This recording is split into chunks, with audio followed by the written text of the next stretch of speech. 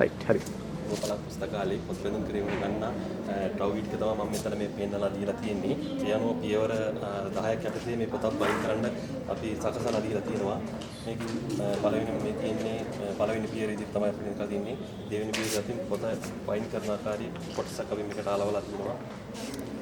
තුන්වෙනි පියවර තියෙනවා කවර කඩදාසි කොලේ මේ පියවර අරගෙන අපි අලවලා අඟල් එකමාර පරතරේ තියලා තියෙන පොතට. අනතුරුව දෙවෙනි පියවර අලවගත්ත අඟල් එකමාර පියවර අනිත් පොතට අපි අලව ගන්නවා.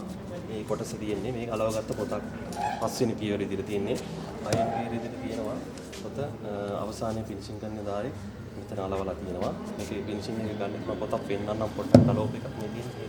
ෆිනිෂින් එක ගන්න ඒ දාරෙන් තමයි අපි කොටසෙන් රැකින් නම් තියෙන ලෙදර් කොලේ තියෙන ලෙදර් කොලේ ඉඳලා අටවෙනි පියවර දෙන කවර කඩදාසියක් අපි අලව ගන්න ආකාරය මේ පොතට කවර කඩදාසියක් අලව ගන්නකොට මේ විදිහට ඉන්න අනතුරුව නවයෙන් පියවර තමයි පිට කවරේ අපි අලව ගන්නවා. ඒ අලව පොතක් මේ අනතුරුව අවසන් වුණාට පස්සේ පොතක් බයින් වෙලා තියෙන ආකාරය. මෙතන පෙන්වලා තියෙන අපි පොත් බයින් කරන්න ගන්න තියෙන උපකරණ ටික